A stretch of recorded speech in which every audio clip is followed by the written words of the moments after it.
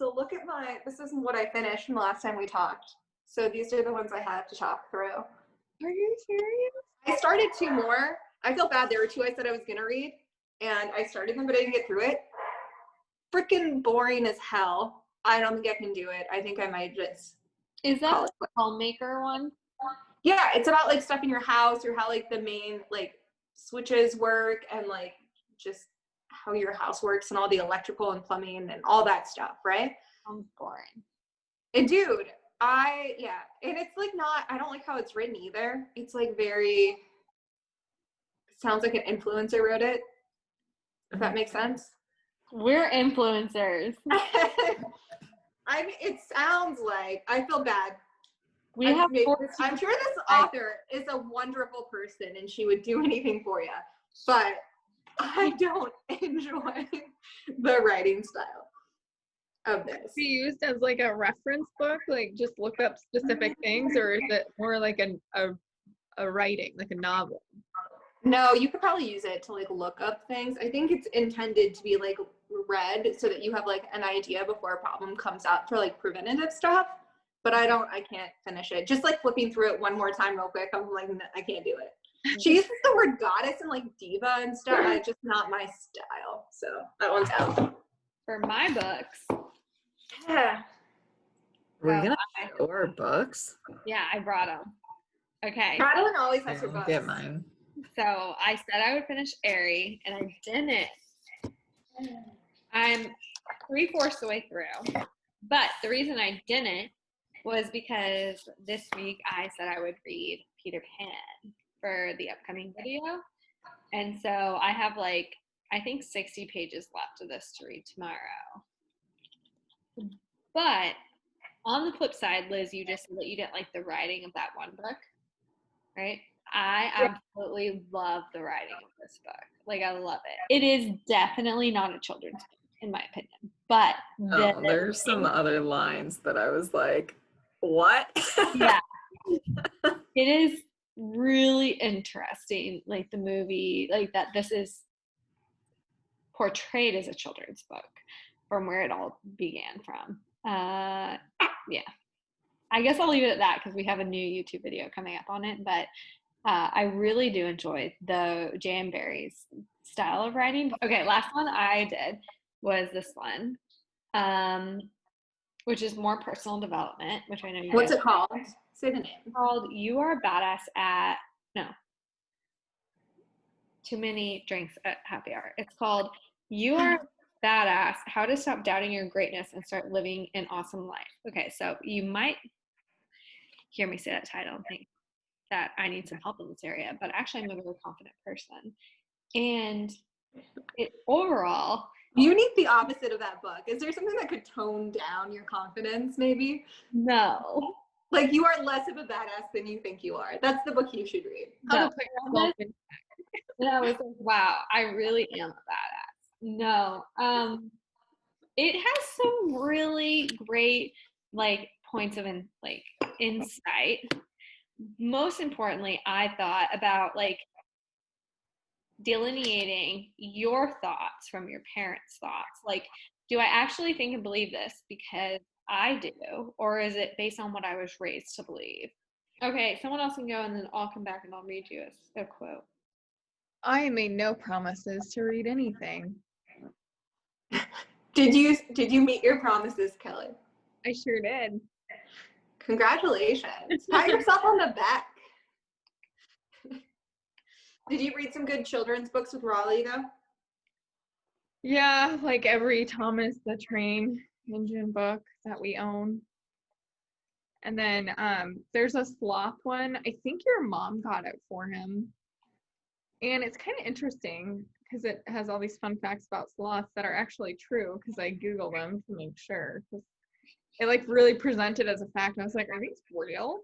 But yeah, they were all very factual. And he paid attention for the whole like 6 pages. So that was a win. Awesome. So do you like sloths now? Are you like over the aversion to sloths? So the whole baby sloth thing that's going on right now in the world, those look nothing like the real ones. The real ones are creepy. and they just look weird. And I just, nope, I can't get on board. Now, some people are just like perpetually scared of snakes. There's no rhyme or reason for it. They're like, I can't touch them. They're slimy. They're actually not slimy. That's my thing with but it's a sloth. I'm like, I can't pet a sloth because I can't. That's fair. Yeah. I just love that your child likes sloths. And you really No, and then I told you that one time he looked at the sloth and he calls me nah. He looked at it dead in the eyes. It's like, nah. You do not look like a sloth. he thinks you look like a sloth. Okay, man. Learning. I found it. Okay. Are you ready for this paragraph? Okay, so it's called Sidestep the Spiral. And this is by Jen Sincero. She has multiple books, but this is from that one. Okay, so there's also the ever popular Spiral into Darkness, where you begin by being sad that your dog died, then realize that not only are you now dogless, but you're single, and you will always be single because everyone, including your dog, leaves you, which probably wouldn't be the case if you didn't have such fat thighs or weren't so overshadowed by your gorgeous sister, who's pretty much the main reason you've had no self-confidence in your entire life, and blah, blah, blah. Feel sad, but don't blow it up into some huge drama. If something negative happens in your life, feel it, learn from it, let it go, and get back to focusing on the life you're excited to live. So there are like a lot of things like that in there where she's just like super blunt and forward, like, this isn't a big deal, get over it. And that's why I like the book. Let's talk about the beautiful sister. Is that Liz? Yeah, as soon as you said that, I was like, oh, that one's me. No. He's like, no, it's not about me. It's about the shadow I cast. Okay, I'm done. Those are my 3 books, and I finished 1. Good job. Not everyone can be quarantined with a sick husband, so I will let it slide. I also took on another book that I wasn't planning on reading, so that's why. Yeah, true. Okay. Fair. Well, before I go through my 5 others, I want to hear what Andrea read, because she had a stack to read too. So I read the Roald Dahl books. All of them? All of them? Yes. Well, I think he has more, but I read the collection that I got. It was kind of fun though. So I read all of his stories first, and then he had 2 autobiographies. So I read the autobiographies last, and it was kind of interesting because you could see where his characters came from, like the people in his real life. So I thought that was really interesting. I also finished the Odyssey. That's not the newest version, like translation, is it? The Odyssey? Is that the translation you like? The Yes. lady? Okay. So this lady is redoing the Iliad. So I want to read that when it comes out, but she is not finished with that yet. I got this. Odyssey is like one of my favorite books now.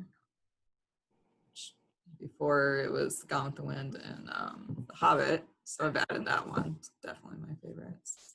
And then we got a bunch of books for Christmas, and we kind of decided we were adults so we could open presents whenever we wanted, and we kind of got out of control and opened them all. And I started reading this, and I finished this as well. What is it? Novels. And then we watched there's a bunch of different movies, but we watched 2 of them. So that was really fun. Did you like Gulliver's Travels? Yeah, I did. The only thing he kind of had 4 parts of it. And so each part he would like describe the island where he was and the people. And then he would like describe their government. I kind of skimmed through those because I was like, I do not care about the government. Like he would get really into it, like punishment and rules and laws and blah, blah, blah. And after, like I read the first, like he goes to 4 different places. And I read the first one and I was just like, okay. And then the second one, they were so similar that I was just like, oh my God. But then so those chapters, like it tells you at the beginning what he's going to talk about. I would kind of skim through that and see if there's anything. So that was the only part I didn't like about the book, but the rest of it was actually kind of interesting. Awesome. And what was your favorite doll book? I liked the autobiographies. The boy one is called Boy, and it's about his childhood. And then there's one called Going Solo. It's about when he flies a plane for the army. That one was really interesting. But as far as like the actual like kids books, I really liked Dane the Champion of the World. It's a really weird book about this kid whose dad's a poacher and he finds out and they poach things together, pheasants specifically. But I thought it was really interesting because they're like, the dad talks about how it's like, I mean, poaching's illegal. And so they're writing this whole story about it and they live in like a gypsy wagon. It's very interesting. I was like, oh. What an odd topic for a book. Yeah, and they talk about how they do it, and then they sneak out and they do it, and they get caught, and it was really interesting. It's well written too. I don't know. Would you say that they're more so children's books than Peter Pan? Yeah. So he has a variety. I would say he has some for younger kids and then some for like middle-aged kids. So the thicker ones, I mean, we could read them and be entertained. And then the smaller ones, I don't know, you can read them in like 30 minutes. They're definitely for kids. But he says he makes up his own words a lot, like whiz banger or that. So he has lots of interesting words for the kids to be entertained with. Peter Pan definitely does not seem like a kid's book. It's a kid's book. I can't wait. Not sold on Peter Pan. I want to hear the most scandalous lines from Peter Pan when we do our other review. I don't even know if they're YouTube appropriate. Oh my god, are you serious? There's one I took a picture of and sent to my friend, and I'm like, yeah, this isn't Peter Pan. What? Liz, what did you read? Okay. I read my first Louis L'Amour book. Is that right, Andrea? Andrea Yes. taught me how to say his name, and she recommended this book, The Haunted Mesa, that we did another review on. It is a sci-fi Western mystery, and it's super good. A rating. Would read again. Yeah, I read it a few times. It's definitely one of my favorites of his.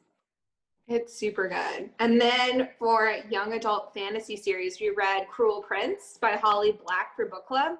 Mm-hmm. So then I read the sequel, which was Wicked King. Wicked King. And then the one after that was Queen of Nothing. And so I read that one since we talked. And then short stories, The King of Elfhame came out just like a month ago.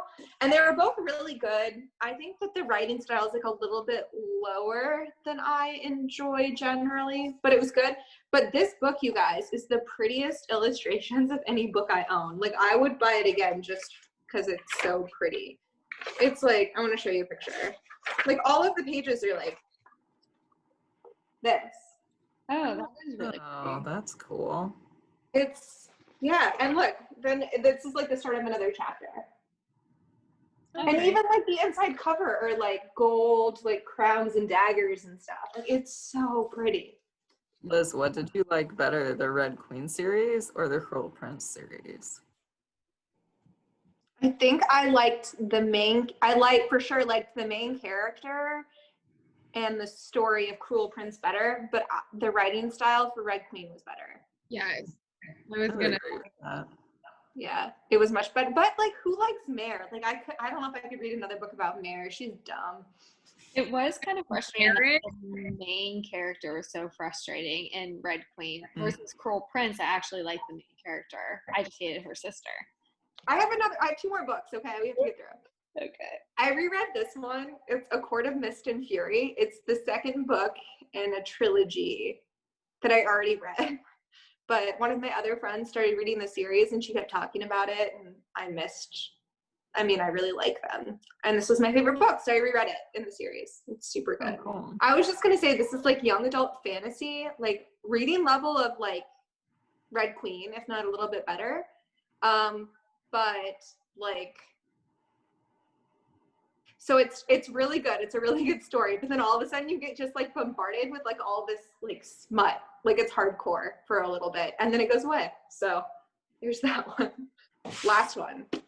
Very different. This is nonfiction. This is the Spiring from the Revolutionary War. I'm a huge Revolutionary War buff. I think it's fascinating.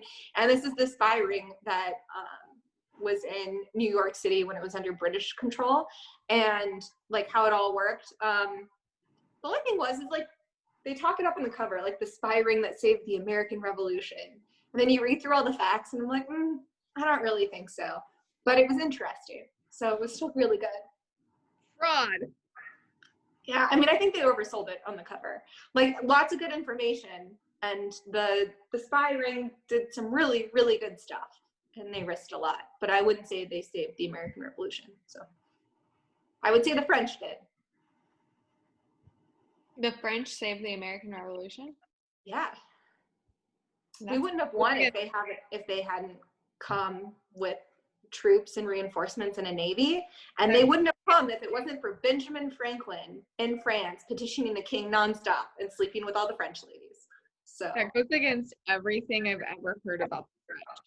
I feel like you should give us an educational session on what happened during the Revolutionary War.